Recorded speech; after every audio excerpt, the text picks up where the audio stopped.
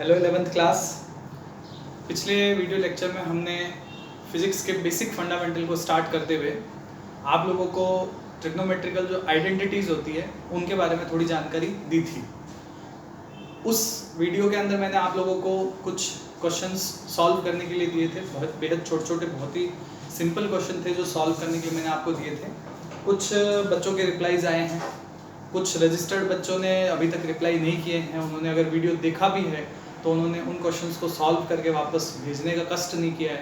तो मैं आप सब लोगों से यही गुजारिश करूंगा कि आप सब लोग उन क्वेश्चंस के आंसर ज़रूर दें। मैं आपको फिर कहूँगा कि आप थोड़े रिस्पॉन्सिव हों, यानी कि आप थोड़ा सा रिस्पॉन्स करें जो भी मैं क्लास के अंदर आपको बता रहा हूँ। आधे घंटे 40 मिनट की हमारी क्लास होती है, उसमें आप जितना अच्छा रिस्पॉन्स करोगे उतना ही मुझे भी पता रहेगा और आप लोगों के लिए भी 11th की जो स्टडी होगी वो स्टार्ट हो जाएगी और ईजी हो जाएगी। तो आज का जो हमारा वीडियो लेक्चर है उसमें मैं आपको ये बताने जा रहा हूँ कि हम 90 डिग्री से ऊपर के जो एंगल हैं, 180 डिग्री से ऊपर के जो एंगल हैं, 360 डिग्री से ऊपर के जो एंगल हैं, उन सब एंगल्स के लिए जो ट्रिग्नोमेट्रिकल वैल्यूज़ होती है साइन, कॉस और टेन, उनको बहुत जल्दी और बहुत शॉर्ट मेथड में कैसे पता कर सकते हैं, बहुत ईजीली कैसे हम पता कर सकते हैं। तो आप इसके अंदर अगला जो आपका नेक्स्ट पेज है उस पर हेडिंग लगाइए, trigonometrical ratios for angle greater than 90 degree. 90 degree से अधिक मान के कोणों के लिए त्रिकोणमितीय अनुपात या त्रिकोणमितीय मान लिख सकते हो। तो इसमें हम लोग बात करें अगर, तो हमें साइन वाली जो हमने पिछले में टेबल बनाई थी, मैं एक बार बहुत जल्दी से बना देता हूँ, आपको नहीं बनानी क्योंकि आपने पिछले लेक्चर में बना ली थी। 0, 30, 45, 60, 90, ये टेबल आपको याद होगी। अगर किसी स्टूडेंट को अभी भी याद नहीं है तो वो इस टेबल को अच्छे से याद कर ले, क्योंकि जो बड़ी वैल्यूज आने वाली हैं उन बड़ी वैल्यूज के अंदर इनके अलावा कोई भी दूसरा नया मान नहीं आएगा, इसलिए ये सारी वैल्यूज हमें याद होनी चाहिए। तो आप इन सारी वैल्यूज को याद कर लीजिए। अब मैं आपको 90 डिग्री से ऊपर की वैल्यूज बताने जा रहा हूँ, लेकिन शर्त ये है कि आपको ये वैल्यूज पता होनी चाहिए, ये याद होनी चाहिए। जैसे cos 45 का मान कितना होता है, sin 60 का मान कितना होता है, tan 30 का मान कितना होता है, ये आपको पता होना चाहिए। तब आप आगे के जो बड़े एंगल्स हैं उनको निकाल पाओगे। तो उसके लिए हमारे पास, जैसे हमें पूछ लिया जाता है कि 120 डिग्री, 135 डिग्री, 150 डिग्री, 180 डिग्री, इन सब की वैल्यूज क्या होगी, तो हमें वो भी आने चाहिए क्योंकि वो बहुत काम की चीज़ें हैं। तो इसके लिए हम एक क्वाड्रेट मेथड जो होता है वो आपको बता रहे हैं। उस क्वाड्रेट मेथड की हेल्प से आप कर पाओगे। स्टार्टिंग में आपकी स्पीड स्लो रहेगी, लेकिन धीरे धीरे आपकी स्पीड बढ़ जाएगी। क्वाड्रेट मेथड बहुत ही इजी मेथड है। इस मेथड में आपको क्वाड्रेट मेथड, इसमें आपको एक सर्कल के 4 क्वाड्रेट बनाने हैं। आप 10th क्लास की तरह एक्स और वाई एक्सिस भी बना सकते हो। रेफरेंस के लिए हम एक्स और वाई एक्सिस बोल देते हैं इसको। ये क्वाड्रेट नंबर 1 होगा, ये क्वाड्रेट नंबर 2 होगा, ये क्वाड्रेट नंबर 3 होगा और ये क्वाड्रेट नंबर 4 होगा। इस तरीके से 4 क्वाड्रेट हो जाएंगे। ये 4 क्वाड्रेट इसी सीक्वेंस में रहेंगे जिस सीक्वेंस में मैंने बनाए हैं। और आपको याद रखना है ASTC। ASTC का मतलब है, A का मतलब है ऑल, S का मतलब है साइन, T का मतलब समझ गए होंगे tan और C का मतलब समझ गए होंगे cos। तो मैं ये क्यों लिख रहा हूँ, क्योंकि यहाँ ASTC जो है वो पॉजिटिव होंगे। पॉजिटिव मतलब धनात्मक। फर्स्ट क्वाड्रेंट में ऑल वैल्यूज आर पॉजिटिव, क्योंकि अभी अभी हमने जो टेबल बनाई थी उसमें हमने 90 डिग्री वाला जो तक वैल्यू थी साइन, कॉस और टेन, उसमें किसी के भी आगे माइनस लगा हुआ नहीं देखा था। लेकिन ऑल पॉजिटिव जो हैं वो फर्स्ट क्वाड्रेंट में होंगे, और फर्स्ट क्वाड्रेंट जो है वो 0 डिग्री से लेकर 90 डिग्री तक होता है। 90 डिग्री से लेकर 180 डिग्री तक सेकेंड क्वाड्रेंट होता है, और इसमें S का मतलब साइन पॉजिटिव होता है। साइन और उसका उल्टा यानी उसका इन्वर्जन जो कोसेक होता है वो पॉजिटिव होता है। उसके अलावा टेन और कॉस अगर इस क्वाड्रेंट में आते हैं तो वो सब नेगेटिव होते हैं। थर्ड क्वाड्रेंट में टी का मतलब टेन पॉजिटिव होगा, साइन और कॉस नेगेटिव होंगे, टेन और उसका उल्टा कॉट वो पॉजिटिव होगा, और थर्ड क्वाड्रेंट 180 डिग्री से लेकर 270 डिग्री तक रहेगा। फोर्थ क्वाड्रेंट में सी यानी कॉस पॉजिटिव होगा और उसका उल्टा सेक पॉजिटिव होगा, बाकी साइन और टेन नेगेटिव होंगे, और फोर्थ क्वाड्रेंट 270 डिग्री से लेकर 360 डिग्री तक होगा। तो ये एक चक्कर जो है वो 360 डिग्री का है।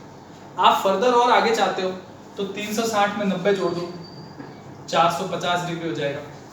यानी 360 से लेकर 450 तक की सारी वैल्यू फिर से फर्स्ट क्वाड्रेंट में आएगी। जैसे 0 से 90 की वैल्यू सारी फर्स्ट में आ रही थी। 450 में 90 जोड़ दो, 540 आ जाएगा। 450 से 540 वाले सेकंड क्वाड्रेंट में आएंगे, 540 से 630 वाले थर्ड क्वाड्रेंट में आएंगे, 630 से 720 720 तक के जो है वो फोर्थ क्वाड्रेंट में आएंगे। तो ये इस तरीके से चक्कर निकलते जाएंगे। तो मैं आपको कुछ वैल्यूज दे देता हूँ जो कि हमें किस तरीके से लेनी है। मैं एक एग्जांपल के जरिए आपको बताने जा रहा हूँ। सबसे सिंपल वैल्यू एग्जांपल है कि साइन 120 का मान पता करो। साइन 120 डिग्री का मान आप चाहो तो आइडेंटिटी से पता कर सकते हो, लेकिन बहुत लंबा पड़ेगा, इसलिए हम साइन 120 की वैल्यू क्वाड्रेंट मेथड से करने जा रहे हैं। साइन 120 में आप सबसे पहले फोकस करोगे 120 डिग्री पर। जब भी आपको वैल्यू दी जाएगी साइन कॉस टेन, तो उसमें जो डिजिट है, जो एंगल है, उस एंगल पे आप फोकस करोगे। उस एंगल पर फोकस करके आप ये देखोगे कि वो एंगल कौन से क्वाड्रेंट में आ रहा है। तो 120 डिग्री 90 और 180 के बीच में आता है, 90 और 180 के बीच में आता है। तो 120 डिग्री जो है वो सेकंड क्वाड्रेंट में आएगा। साइन पॉजिटिव होता है और ये भी साइन के साथ है, इसका मतलब आंसर पॉजिटिव आएगा। इक्वल टू करके आप प्लस में साइन लिख लोगे और 120 डिग्री का गैप निकालोगे। गैप कहाँ से निकालोगे? इस y एक्सिस से नहीं निकालोगे, इस x एक्सिस से निकालोगे। तो x एक्सिस में 120 डिग्री के पास में सबसे पास में कौन है? 180 डिग्री। और इन दोनों का गैप कितने डिग्री होता है बच्चों? 60 डिग्री होता है। और आप एकदम इजीली 60 डिग्री लिख दोगे √3/। तो जो साइन 60 डिग्री की वैल्यू है वही साइन 120 डिग्री की वैल्यू है। बेहद इजी तरीके से हमने इसको नोट कर लिया। फिर एक और एग्जांपल लिख लो आप। एग्जांपल है tan 150 डिग्री। tan 150 आप सबसे पहले किस पे फोकस करोगे? 150 पे फोकस करोगे। 150 कौन से क्वाड्रेंट में आ रहा है? 150 आ रहा है सेकंड क्वाड्रेंट में। सेकंड क्वाड्रेंट में 150 आ रहा है, लेकिन tan के साथ आ रहा है। यहाँ तो tan क्या होता है? नेगेटिव। तो आप लिखोगे माइनस का 10। और 150 का डिफरेंस कहाँ से लोगे? x एक्सिस से लोगे। याद रखना y एक्सिस से नहीं लेना है। बच्चे क्या करते हैं, जो नजदीक होता है उससे ले लेते हैं, लेकिन x एक्सिस में जो नजदीक है उससे लेना। 150 के सबसे नजदीक कौन है? 180 है x एक्सिस पे। दोनों का गैप 30 डिग्री है, तो tan 30 डिग्री हो जाएगा। आंसर हो जाएगा माइनस का 1/√3। माइनस में आएगा। एक और एग्जांपल है cos 135 डिग्री। cos 135 में आप फिर से किस पर फोकस करोगे? 135 पे फोकस करोगे। तो उसमें cos माइनस में आएगा, क्योंकि 135 सेकंड क्वाड्रेंट में आता है। 135 सेकंड क्वाड्रेंट में आता है। सेकंड क्वाड्रेंट में साइन पॉजिटिव होता है, तो cos क्या होगा? नेगेटिव होगा। माइनस cos लिखोगे। 135 का 180 से डिफरेंस लोगे, 45 डिग्री आएगा। cos 45 डिग्री कितना होता है? 1/√2 और आगे माइनस आ जाएगा। तो बड़े एंगल्स को बहुत इजीली आप निकाल सकते हो। ये चीज़ आप नोट कर लो, और नोट करके फिर हम आपको कुछ एग्जांपल देते हैं। उन एग्जांपल के तहत आप उन चीज़ों को सॉल्व करिएगा। ठीक है, ये नोट कर लो। तो नोट कर लिया होगा आपने। अब मैं आपको एक दो और एग्जांपल बता देता हूँ, उसके बाद में मैं आपको सॉल्व करने के लिए क्वेश्चंस देता हूँ। और मैं यही चाहूँगा कि सब लोग जो कि रजिस्टर्ड है, जो कि रजिस्टर्ड नहीं है, डिस्क्रिप्शन में जो नंबर दिए हुए हैं वो मेरे व्हाट्सएप नंबर है, आप उन पर जरूर रिप्लाई करें। एक दो एग्जांपल के बाद में मैं आपको क्वेश्चंस दूंगा। देखो एक एग्जांपल और बता देता हूँ, वो है tan 240 डिग्री, tan 240 डिग्री। सवाल है कि 240 कहाँ आएगा? थर्ड क्वाड्रेंट में आएगा, क्योंकि 240 180 और 270 के बीच में आता है। 240 डिग्री। तो 240 डिग्री जो है वो थर्ड क्वाड्रेंट में आता है, और थर्ड क्वाड्रेंट में हमारा tan कैसा है, पॉजिटिव है, तो प्लस में tan हो जाएगा। 240 का गैप कहां से निकालोगे, 270 से निकालोगे कि 180 से निकालोगे, 180 से निकालेंगे, क्योंकि 180 एक्स एक्सिस पर है और सबसे नजदीक है। 240 और 180 के बीच में कितना गैप हुआ, 60 डिग्री। आंसर आ जाएगा √3। ये इतना आसान। एक और बता देता हूं, एक एग्जांपल लास्ट है, साइन 300 डिग्री। साइन 300 डिग्री में आप सबसे पहले 300 पे फोकस करोगे। 300 आ रहा है फोर्थ क्वाड्रेंट में, 270 और 360 के बीच में। तो 300 डिग्री फोर्थ क्वाड्रेंट में कॉस पॉजिटिव, तो साइन क्या हो जाएगा, नेगेटिव। तो 300 फोर्थ क्वाड्रेंट में माइनस साइन लगा देंगे, और 300 का गैप एक्स एक्सिस में निकालेंगे तो 360 से निकालेंगे। जो लोग वाई एक्सिस से निकालेंगे वो 270 से निकालेंगे, वो 30 आएगा, वो गलत होगा। 360 से जो 300 का गैप है 60 डिग्री, वो सही होगा। तो साइन 60 डिग्री आंसर आ जाएगा माइनस का √3/2। तो आप देख रहे हो कि ये सारी वैल्यूज कुछ इसी तरीके से हम लोग इजीली सॉल्व कर पा रहे हैं। अब मैं आपको कुछ सॉल्व करने के लिए दे देता हूँ, होमवर्क के लिए समझ सकते हो, आप उनको सॉल्व करना। एक दो बार आप क्वाड्रेंट को देख लेना, लेकिन बाद में आप बिना क्वाड्रेंट को देखे हुए सॉल्व करना। क्वेश्चंस हैं, sine 240 degree, cos 225 degree, tan 210 degree. इन सब की वैल्यूज आपको पता करनी है। Sine 315 degree, cos 330 degree, tan 300 degree.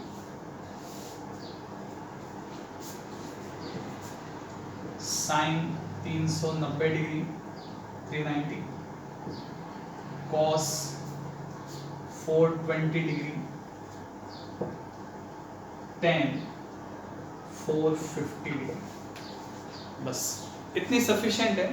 पिछले लेक्चर में हमने पाई से डिग्री, डिग्री से पाई में चेंज करना देखा हुआ है, तो इनकी जगह पे वो पाई वाली वैल्यूज भी आ सकती हैं, तब भी आपको कोई आश्चर्य नहीं होना चाहिए। आप ये जो वैल्यूज मैंने दी है उनको आप ज़रूर सॉल्व करें, और अगर गलत होती है, नहीं समझ में आती है, तो आप उसको ज़रूर पूछें। मुझे इसके फ़ोटो खींच कर आप मैसेज भेज सकते हैं। नेक्स्ट एक पॉइंट और मैं आपको यहाँ पर बता देता हूँ, वो पॉइंट है प्लस माइनस के एंगल का। जैसे कि अगर हमें इस तरीके से दिया जाता है, ये क्वाड्रेंट सिस्टम था हमारा, अगर हमें कहा जाता है कि साइन माइनस थीटा कितना हो। माइनस थीटा से लोग क्या मतलब समझते हैं, माइनस थीटा से मतलब बहुत सिंपल सा है, ये 0 डिग्री वाली लाइन है, इससे ऊपर जो एंटी क्लॉकवाइज डायरेक्शन में बढ़ते हैं इस तरीके से, वो सारे एंगल कैसे होते हैं, पॉजिटिव होते हैं।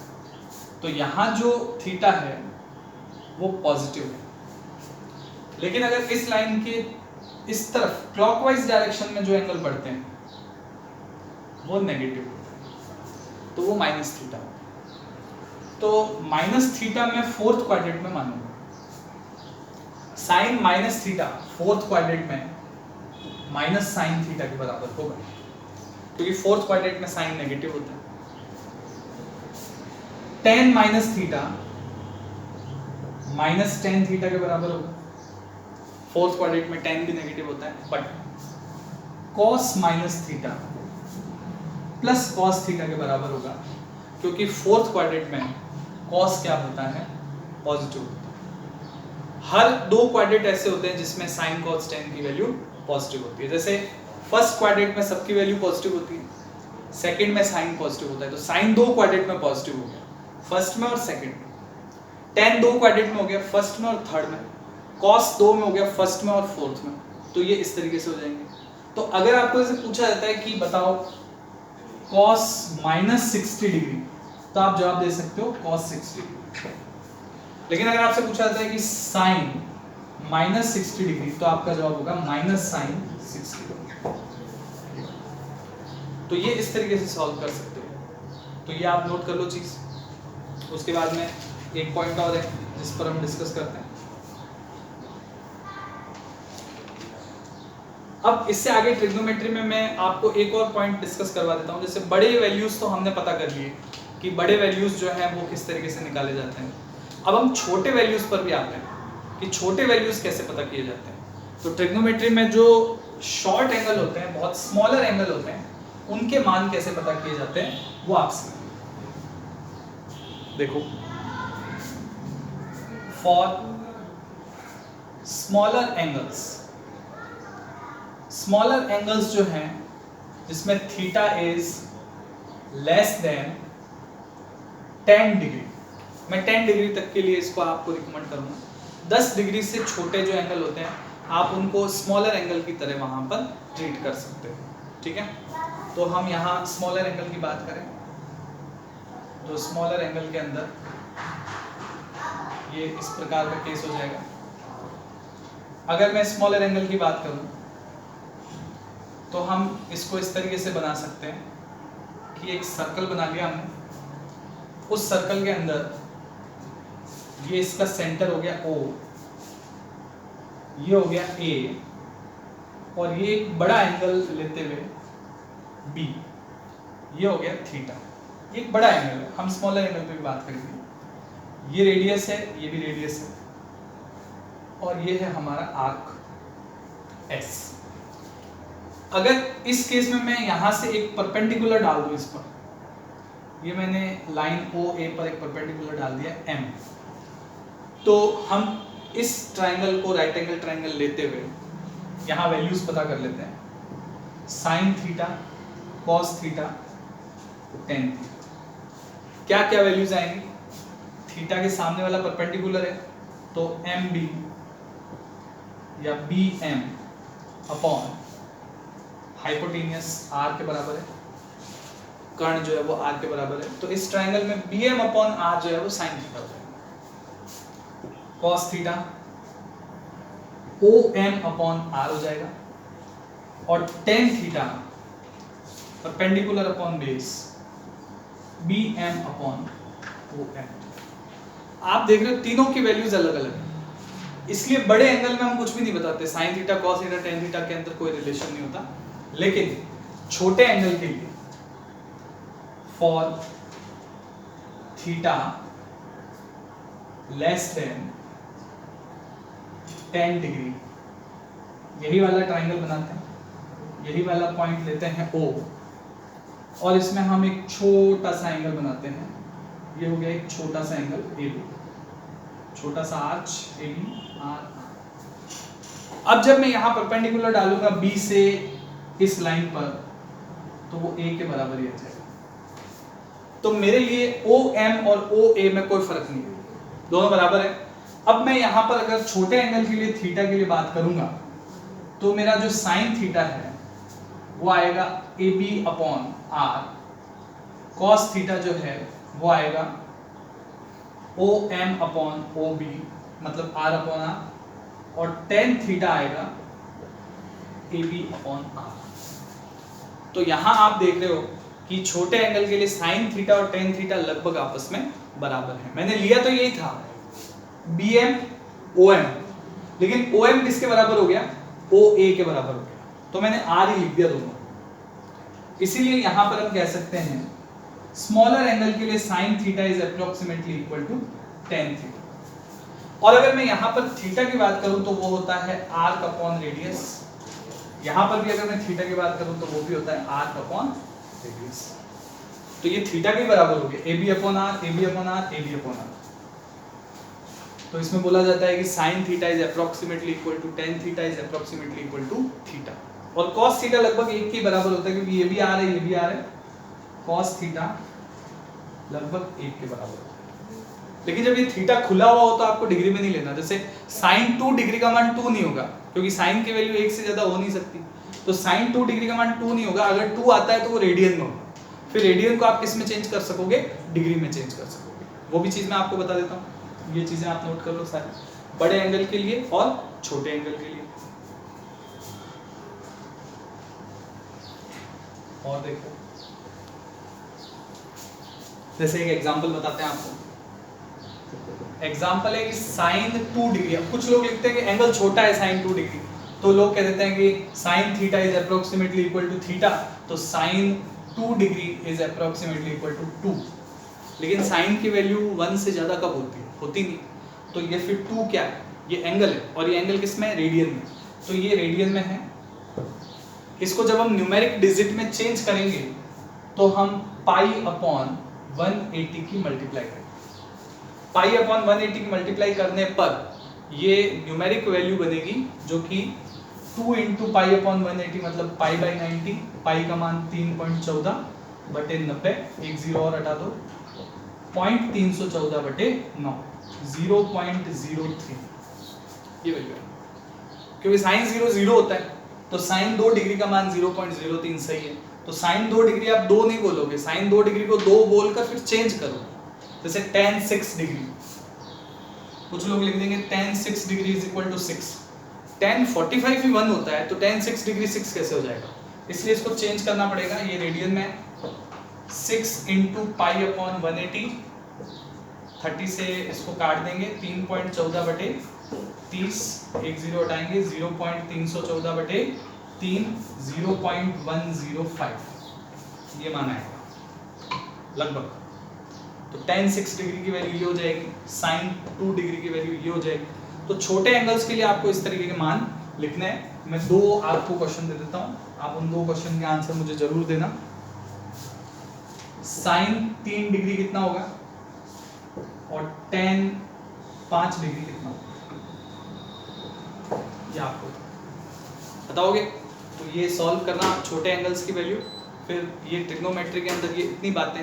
ट्रिग्नोमेट्री में एक खास पॉइंट और मैं बता देता हूँ जो कि हमारे इस साल और 11th में और 12th क्लास में हमारे काम आने वाला है। वो लास्ट पॉइंट बता के मैं ट्रिग्नोमेट्री को क्लोज करता हूँ, ताकि हम नेक्स्ट वीडियो के अंदर दूसरे फंडामेंटल टॉपिक की तरफ बढ़ सकें। तो वो लास्ट सबसे इंपॉर्टेंट पॉइंट, ये सारे पॉइंट भी इंपॉर्टेंट है क्योंकि बार बार कैलकुलेशन में ये सब पॉइंट हमारे काम आते रहते हैं। तो वो जो पॉइंट है वो मैं आपसे डिस्कस करने जा रहा हूँ, क्योंकि वो भी हमारे काम आते ही। मैंने जितनी भी ट्रिग्नोमेट्री आपको बताई है ये सारी की सारी फिजिक्स में हमारे 11th में और 12th में बहुत इंपॉर्टेंट है। जिन बच्चों को डर लगने लगता है आगे जाके फिजिक्स से, उनका डर यहीं पर होता है। वो इन चीज़ों को सॉल्व नहीं कर पाते। वो फिजिक्स में बड़ी अच्छी तरीके से इक्वेशन लगा देते हैं, फिजिक्स में बड़ी अच्छी तरीके से फॉर्मूला लगा देते हैं, फिजिक्स में बड़ी अच्छी तरीके से वो क्या कर लेते हैं, कॉन्सेप्चुअल चीज़ें लगा देते हैं। लेकिन फंसते कहाँ पर है? वो फंसते हैं मैथमेटिकल टूल्स के अंदर। उनको sin 6 डिग्री सॉल्व करना नहीं आता है, उनको tan 240 डिग्री सॉल्व करना नहीं आता है, जिसकी वजह से उनका फाइनल आंसर नहीं आता और वो फंस जाते हैं। फिर कहते हैं फिजिक्स तो डरावनी है। इसलिए ऐसा नहीं है। आप लोगों को यहाँ पर ध्यान रखना है कि मैथमेटिकल टूल्स हमारे जितने ज़्यादा स्ट्रॉन्ग होंगे, हमारी फिजिक्स उतनी ज़्यादा स्ट्रॉन्ग होगी। बाकी फिजिक्स में कुछ नहीं है। इक्वेशन ऑफ मोशन हमें आराम से याद हो जाएगी, फॉर्मूला हमें आराम से याद हो जाएंगे, डेरिवेशन हमें आराम से याद हो जाएंगे। लेकिन न्यूमेरिकल के जो कैलकुलेशन है, डेरिवेशन में जो कैलकुलेशन है, उनको सॉल्व करने के लिए हमें टूल्स की ज़रूरत पड़ेगी। और अगर ये टूल्स हमारे स्ट्रॉन्ग नहीं होंगे तो हमारी वो चीज़ें भी स्ट्रॉन्ग नहीं हो पाएगी। इसलिए आप इनके आंसर जरूर निकालना। मैं आपको लास्ट जो ट्रिग्नोमेट्री का पॉइंट जो आपके 11th में 12th में काम आने वाली चीज़ है वो बता रहा हूँ। वो है ऐसे एंगल जो कि कॉमन नहीं होते हैं। 2 एंगल हैं ऐसे जिनके बारे में आपने बचपन में भी पढ़ा है। हमारे पास एक राइट एंगल ट्राइंगल है। इस राइट एंगल ट्राइंगल में हमारे पास जो वैल्यूज हैं वो वैल्यू हैं, जैसे ये तो 90 डिग्री हो गया, ये 4 है, ये 3 है, तो आप अच्छे से जानते हो ये 5 है। लेकिन आप इनके एंगल्स के बारे में नहीं जानते। आप ये नहीं कह सकते ये दोनों एंगल 45 डिग्री होंगे, क्योंकि अगर ये 4 है, ये 3 है, तो ये दोनों एंगल अलग अलग होंगे। बड़े के सामने वाला एंगल बड़ा, छोटे के सामने वाला एंगल छोटा, तो फिर कितने होंगे? तो आपको याद रखना है, बड़े के सामने वाला जो एंगल है वो 53 डिग्री है और छोटे के सामने वाला जो एंगल है वो 37 डिग्री। अगर ये दोनों याद रखोगे तो आपके पास इजी हो जाएगा काम। 8, 6 और 10 वाले में भी यही चीज़ है। लेकिन बाकी जो पेयर्स है 5, 12, 13 वाला जो ट्रिग्नोमेट्रिक वाला सेट है, वो पाइथागोरस वाला, उसमें ये एंगल नहीं होते। इसलिए आप सारों में ये चीज़ अप्लाई नहीं कर सकते। वो 3, 4, 5 वाले में या इनके फुल मल्टीपल इंटीजर जो होते हैं 6, 8 और 10 वाला, उसमें ये चीज़ अप्लाई कर सकते हैं, बाकी किसी में नहीं कर सकते। तो यहाँ पर ये चीज़ अप्लाई करने से हमें मिलेगा क्या वो देखो। हमें क्वेश्चन पूछे जाते हैं 11th क्लास में, साइन 37 डिग्री का मान बताओ, कॉस 37 डिग्री का मान बताओ, टेन 37 डिग्री का मान बताओ, साइन 53 डिग्री का मान बताओ, कॉस 53 डिग्री कितना होता है, टेन 53 डिग्री कितना होता है। तो कितना होता है, 37 डिग्री के सामने वाला परपेंडिकुलर हो गया, परपेंडिकुलर अपॉन हाइपोटेन्यूज 3/5। टेन 53 की बात करूं तो इसके सामने वाला परपेंडिकुलर हो गया, परपेंडिकुलर अपॉन बेस 4/3। इस तरीके से मान लेना। अभी आपको ये याद नहीं होंगे, लेकिन 2-3 बार करोगे तो याद होंगे। कुछ दिनों बाद जब आपसे पूछा जाएगा कि बताओ कॉस 37 कितना होता है, तो आप खट से बताओगे 4/5 होता है। कॉस 37 देखो, बेस हाइपोटेन्यूज 4/5 होता है। कुछ दिन बाद आपसे पूछा जाएगा टेन 37 बताओ, तो आप आराम से बताओगे, अभी आप निकाल लो। 37 के सामने वाला परपेंडिकुलर अपॉन बेस 3/4 होता है। साइन 53 निकाल लो, परपेंडिकुलर अपॉन बेस 4/5 होता है। 53 का निकाल लो, बेस अपॉन हाइपोटेन्यूज 3/5। ये आप सारी वैल्यूज नोट कर लो, याद रखना इनको, 1-2 बार करना, याद हो जाएगी। ट्रिग्नोमेट्री का लास्ट पॉइंट था ये। इसके बाद जो अगला वीडियो लेक्चर आएगा उसमें मैं आपको डिफरेंशिएशन के बारे में बताऊंगा। आप इनको प्लीज़ सॉल्व करें, अच्छे से पढ़ें और फिर जो डाउट आते हैं उनको पूछें, रेस्पॉन्स करें। ठीक है, थैंक यू।